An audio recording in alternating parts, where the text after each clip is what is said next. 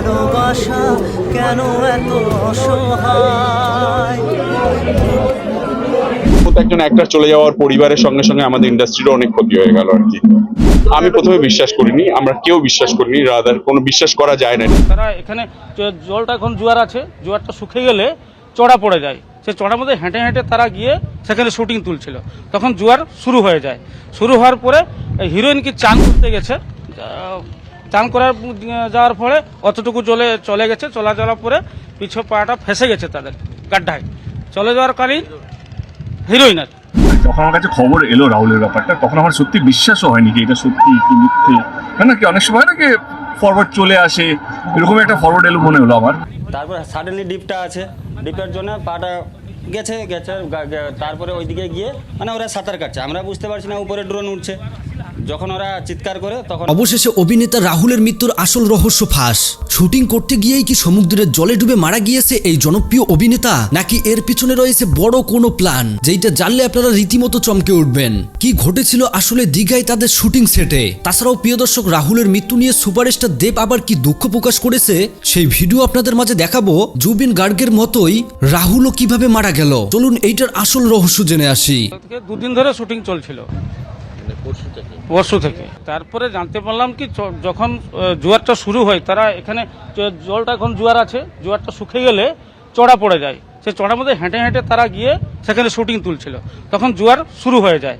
শুরু হওয়ার পরে হিরোইন কি চান করতে গেছে, চান করার যাওয়ার পরে অতটুকু জলে চলে গেছে, চলা যাওয়ার পরে পিছু পাটা ফেসে গেছে তাদের গাড্ডায়, চলে যাওয়ার কালীন হিরোইনের। তারপরে ও তিনজন ওকে ধরতে গিয়ে তারাও ভেসে যায় তাতে। তা আমাদের লোকাল এই নৌকোর চালানাদার মালিকদের দেখে তাদেরকে তুলে নিয়ে এসে হসপিটাল পাঠিয়ে দিচ্ছে। না বেশি চাই বলতে করে কি হিরো সঙ্গে ছিল? হ্যাঁ, ও তো শুটিংয়ের কাছে ছিল।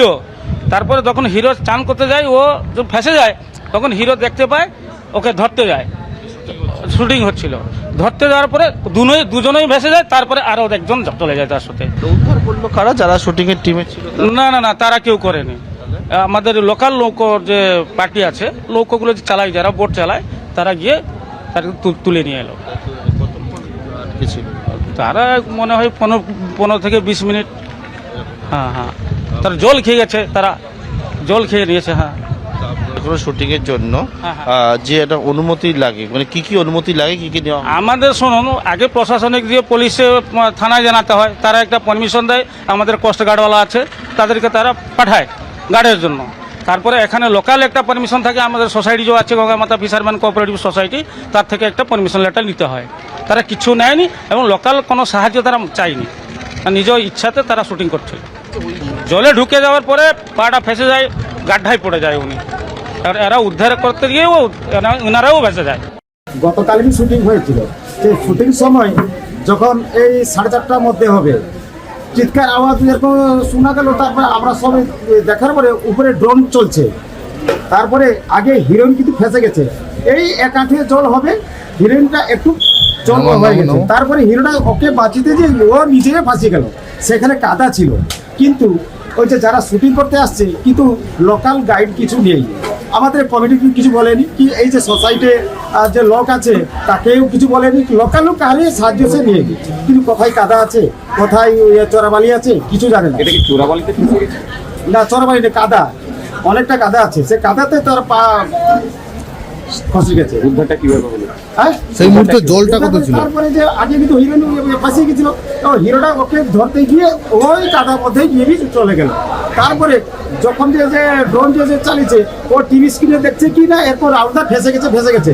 যখন যে বলছে, তখন তাদের লোক যে ছিল, ও দৌড়ে আসি, দেখার পরে আর সেখানে যাওয়ার উপায় নেই, যে উপরে যে লোক আছে তখন সে সেখানে যেতে পারবে না। তারপর যেতে পারবে সে জল আপাতত 8 ফুট 7 ফুট হয়ে যাবে। তারা তখন এরকম বাঁচাও এরকম বলছে। তার মধ্যে আরেকটা ডোঙ্গা এসেছিল, সে নৌকায় এসে আগে হিরোইনকে তুলছে। হ্যাঁ, আগে হিরোইনকে তুলছে, তারপরে হিরোকে তুলছে। হিরোকে যে লাস্টে উঠেছে, দেখার পরে অনেকটা জল খেয়ে গেছে। তখন যে টিপি করে অনেকটা জল বের করেছে। হ্যাঁ, বেঁচেছিল, এখানে আসার পরে বেঁচেছিল, চিৎকার করেছিল, ঝাঁটপিতে এরকম হচ্ছিল। তারপরে হসপিটাল নিয়ে গেল, তারপরে শুনতে পেলাম যে ও সেখানে ডেড করে গেছে। পুলিশ ছিল না? পুলিশ কেউ নেই, পুলিশ উদ্ধার করলেন? আমাদের এই ভোটে শোষণে পার্টি আগে না। আমরা নিজে ইচ্ছাকৃত গেছে, তাহলে কি প্রোটেকশন ওরাই মারা গেল কেন না? কোথায় কাদা আছে, কোথায় চোরাবাড়ি আছে? হ্যাঁ, এই যে এখানকার যে ভোটে যে প্যাসেঞ্জারি যে পারাপারি করে, ওরা তার সঙ্গে একটা গাইড থাকে। আমাদের এই যে নৌকা অ্যাসোসিয়েশনে একটা গাইড দেওয়া হয়, কোথায় চোরাবাড়ি আছে, কোথায় কাদা আছে, কোথায় সাপ আছে, কি কোথায় যে কি আছে, ওরা সব গাইড নিয়ে চলে যায়। ওকে বলে দেবে ভাই ওদিকে যাবে না, ওদিকে যাবে না, ওদিকে লাল কাঁকড়া দেখতে পাবেন, ওদিকে ওই রকম ওরাকে গাইড দেওয়া হয়। এমনি এই যে বোর্ড অ্যাসোসিয়েশন এমনি তো তারা করেনি। মানে আমার সত্যি কালকে মানে যখন আমার কাছে খবর এলো রাহুলের ব্যাপারটা, তখন আমার সত্যি বিশ্বাসও হয়নি কি এটা সত্যি কি মিথ্যে। না কি অনেক সময় না কি ফরওয়ার্ড চলে আসে, এরকম একটা ফরওয়ার্ড এলো মনে হলো আমার। কিন্তু যখন আমরা জানতে পারলাম কি না, সত্যি খুব দুঃখজনক, খুব তাড়াতাড়ি চলে গেছে আর কি। মানে রাহুল আমার এখনো মনে আছে যখন রাজ ওর সঙ্গে প্রথম ছবি করলো, সেখানে আমি একটা আইটেম সং করেছিলাম প্যান্টের তালি, এবং আমার এখনো মনে আছে আমি রাজ আমরা ওর গানে বাতাসে গুনগুন জন্য হয়তো মানে সাউথে যাওয়ার কথা ছিল গানের শুটিংয়ের জন্য। আমি রাজ ওকে নিয়ে রাহুলকে নিয়ে আমরা শপিং করতে গিয়েছিলাম প্রথম ছবিতে, তখন সাউথ সিটি মল সবে খুলেছিল। মলে গিয়ে তারপরে আমরা নিউ মার্কেট গিয়ে ওর জন্য শপিং করছিলাম। আমার মনে হয় রাজের এখন মনে থাকার কথা এটা। এবং আমারও পরাঞ্জয় জলিয়ারে গেস্ট অ্যাপিয়ারেন্স করেছিল, আমরা মালয়েশিয়ায় শ্যুট করেছিলাম, মালয়েশিয়ায় এসে শ্যুট করেছিল।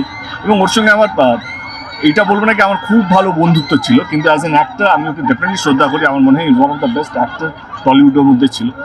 এইটা আমার মনে হয় কি বাংলার দর্শক, বাংলার ইন্ডাস্ট্রির অনেক বড় ক্ষতি হলো, কে খুব তাড়াতাড়ি চলে গেল।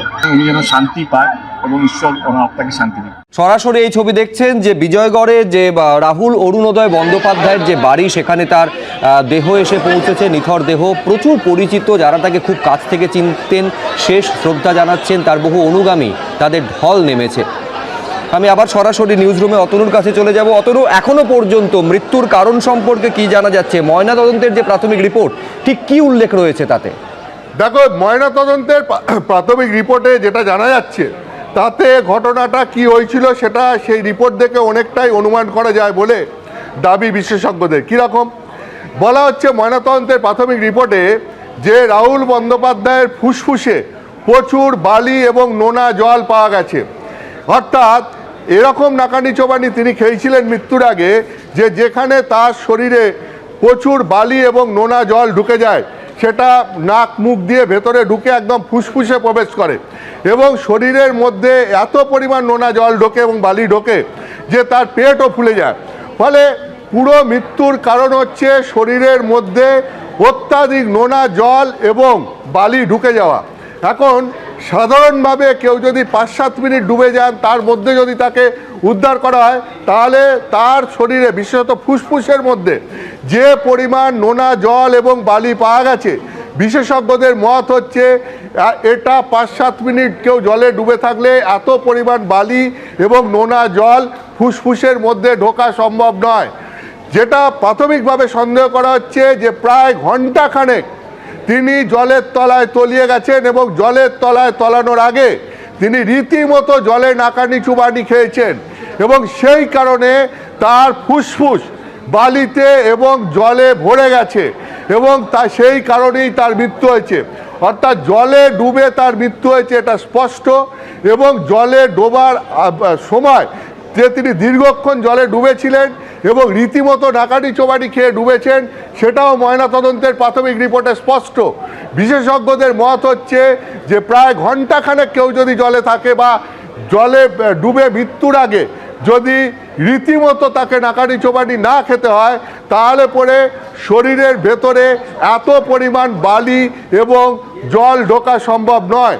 অর্থাৎ একটা জিনিস বোঝা যাচ্ছে, মৃত্যুর আগে রীতিমতো জলে বাঁচার চেষ্টা করেছিলেন রাহুল বন্দ্যোপাধ্যায় এবং যত নাকানি চোবানি খেয়েছেন ওই জলের মধ্যে তলিয়ে যাওয়ার সময়, এবং ততই তার শরীরের ভেতরে নোনা জল এবং বালি ঢুকেছে, যেটা গিয়ে তার ফুসফুস পুরো বন্ধ করে দেয় এবং সেই কারণেই তার মৃত্যু হয়। ময়নাতদন্তের প্রাথমিক রিপোর্ট এটাই বলছে। এখন এটাকে ঘিরে একটা প্রশ্ন উঠছে যে এই যে ইউনিটের সঙ্গে এতজন ছিলেন, তারা কি করছিলেন? তাদের চোখের সামনে তো শুটিং হচ্ছিল, গোটা ইউনিটটা ঘিরে তো অন্তত 20-25 জন ধরেছিলেন, তাহলে উদ্ধার করতে এত সময় লাগলো কেন? কেন একজনকে ওখানে বোট নিয়ে উদ্ধার করা গেল, আর একজন জলে তলিয়ে গেলেন, তাকে সময় মতো উদ্ধার করা গেল না? তাহলে কি পর্যাপ্ত পরিমাণ যে পরিমাণ নিরাপত্তা ব্যবস্থা থাকা উচিত, যে পরিমাণ সাবধানতা নেওয়া উচিত, সেইগুলো কি অবলম্বন করা হয়নি? না হলে পরে এই ঘটনা ঘটলো কি করে? যদি পর্যাপ্ত নিরাপত্তা ব্যবস্থা থাকতো, লাইফ সেভিং গার্ড থাকতো, যথেষ্ট নিরাপত্তা ব্যবস্থার সঙ্গে সঙ্গে সাবধানতা অবলম্বন করা হতো, তাহলে পরে কি এই ঘটনা ঘটতো? এই প্রশ্ন উঠছে এবং স্বাভাবিকভাবেই এই প্রশ্ন উঠছে যে এর দায় কে নেবে? এর দায় কি তাদের নিতে হবে না যারা এই দায়িত্বে ছিলেন? যে দুজন অভিনেতা অভিনেত্রী তারা জলের দিকে এগিয়ে যাচ্ছেন, তাদের যদি আমি ধরেই নিই যে তারা নিজেদের ইচ্ছা এগিয়ে যাচ্ছেন, তাহলে তাদেরকে আটকানো হলো না কেন? বাধা দেওয়া হলো না কেন? তাদেরকে না যেতে দেওয়ার জন্য নির্দেশ দেওয়া হলো না কেন? নাকি এটাও একটা শুটিংয়ের অংশ ছিল, যে কারণে তারা সামনের দিকে এগিয়ে যাচ্ছিলেন এবং তারপরেই এই দুর্ঘটনাটা ঘটলো? মানে এরকম একাধিক প্রশ্ন উঠছে যে যারা এই শুটিংয়ের আয়োজন করেছিলেন, যারা এর দায়িত্বে ছিলেন, তাদের দায়বদ্ধতা নিয়ে একাধিক প্রশ্ন উঠতে শুরু করেছে বিভিন্ন মহল থেকে।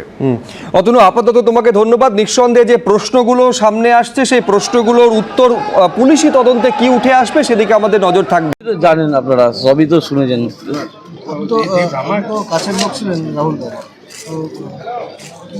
সেটা থেকে কিছু করতে পারিনি, থেকে তো কিছু করতে পারিনি না। শুটিং চলতে চলতে হঠাৎ কি হলো? জলের গভীরতা বুঝতে পারিনি, নিজেকে নিজে কন্ট্রোল করতে পারিনি। জলে জোয়ার এসেছিলো সে সময়, আমি হসপিটালে ছিলাম, তো সবাই চেষ্টা করেছে টেকনিশিয়ানরাও বাঁচানোর জন্য, কিন্তু অনেকটাই দেরি হয়ে গেছিলো। কতজন জলে নেমেছিলেন?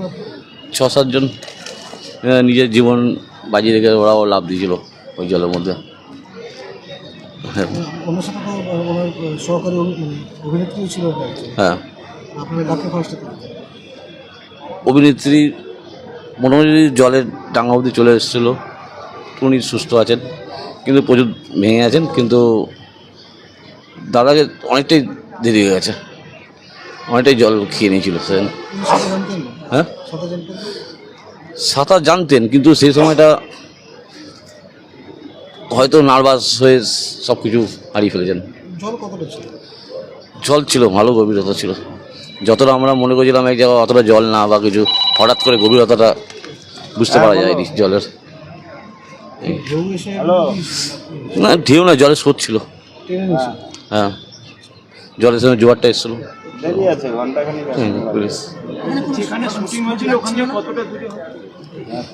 সামান্য, বেশি দূর না। গেলে আপনারা হয়তো লোকেশনে গেছেনও মনে হয়, আপনারা দেখতেও পেয়েছেন, জানেন। কোথায়? হাসপাতালে আমি গেছিলাম, পড়াশোনার ওরা তাড়াতাড়ি করে হসপিটালে নিয়ে এসছে, পেছনে পেছনে আমিও এসেছি গাড়ি করে। যখন হসপিটালে এসছে তখন শেষ। তখন জলটা বের করা হয়েছিল, যখন আমরা চাপ দিয়ে জলটা বার করানোর চেষ্টা হয়েছে, জল বেরিয়েছিল। তারপরে সেন্সলেস ছিল, কিন্তু নিঃশ্বাস চলছিল, কিন্তু তারপরে রাস্তায়।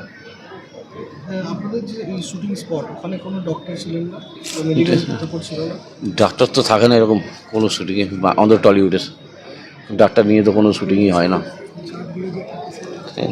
জলে নেমেছিলেন, তো শুটিংয়ের টাইমটা কি ছিল? বিকেল না সকাল? শুটিং তো সকাল থেকেই হচ্ছিল। যে ঘটনাটা ঘটলো ওটা সেই 5:30 নাগাদ বিকেল। হ্যাঁ, এবার টাইমিংটা এক্সাক্ট টাইমিং তো সব কিছু বলা যায় না সে সময়টা। আচ্ছা, ড্যামিরা তো ওই যে সমুদ্রের একদম শেষের পথে, একদম শেষের পথে, লাস্ট একদম লাস্ট। তখন প্যাকআপের পথেই পুরো একদম লাস্ট পয়েন্ট। জলে নামার আগে তো ড্যামিরা তো নেমে আগে স্পটটা দেখে, তখন ওই জোয়ার ভাটা এগুলো কোনো তথ্য নেয়নি। সেইটা আমি অতটা আমি তো বুঝি না এই বিষয়ে, আমি দাদার সঙ্গে থাকি এটুখানি। জলে যে নেমেছিলেন ওটা কি শুটিংয়েরই অংশ ছিল? হ্যাঁ হ্যাঁ, সেটা আমি বলতে পারছি না সেটা ঠিক অ্যাকচুয়ালি। এমনি যারা ওখানে বাঁচাতে নামলো তারা কি ইউনিটেরই লোক? হ্যাঁ হ্যাঁ, আমাদের ইউনিটির লোক। ওরাই ঝাঁপ দিয়েছে, ওরাই জীবন বাজি দিয়ে তুলেছেন দাদাকে। তাহলে এমনি যারা ওখানে লাইফ সেভাররা থাকে, নুলিয়ারা থাকে, তাদের কাউকে রাখা হয়নি?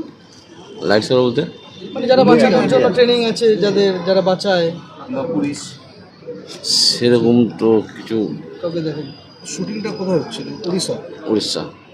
তালচারি। আর এমনি প্লেন নৌকো ছিল না পুলিশের না ওই ইঞ্জিন নৌকো। পুলিশের কোনো ক্যাম্প ছিল? পুলিশের না। যেমন ওই স্পেসের কোনো এ ছিল ওখানে? না। কটা নৌকো রাখা ছিল আপনাদের? একটাই ওই স্কট করার জন্য। মানে ওটা কি মালপত্র নেওয়ার? মালপত্র নেওয়া, লোক পারাপার করা এগুলা তো ভালো নৌকোওয়ালা। প্রিয় দর্শক, এতক্ষণ থেকে পুরো ভিডিওটি প্রথম থেকে শেষ পর্যন্ত দেখার জন্য আপনাদেরকে অসংখ্য ধন্যবাদ। আপনারা দেখতেই পেলেন অভিনেতা রাহুল ব্যানার্জি, যাকে নিয়ে গোটা নেট দুনিয়ায় দুঃখ প্রকাশ করতেছে সবাই। আর এইটা স্বাভাবিক, এই রকম অনাকাঙ্ক্ষিত মৃত্যু কেউ মেনে নেবে না, আর তার মৃত্যুটা তো কেউ মেনেই নিতে পারতেছে না। চোখের সামনে একটা ভালো মানুষ শুটিং করতেছিল, হিরোইনকে বাঁচাতে গিয়েই সে পড়ে যায় গভীর জলের মধ্যে, এমনকি সমুদ্রের ঢেউ আসার কারণেই আর বাঁচতে পারে না এই জনপ্রিয় অভিনেতা রাহুল অরুণোদয়। তো যাই হোক, এইরকম মর্মান্তিক ঘটনা নিয়ে আপনাদের কি মতামত অবশ্যই কমেন্ট করে জানাবেন। আর হ্যাঁ, পারলে ভিডিওটি শেয়ার করে দিবেন আর মৃত্যুর রহস্য কমেন্ট করে জানাবেন। ধন্যবাদ।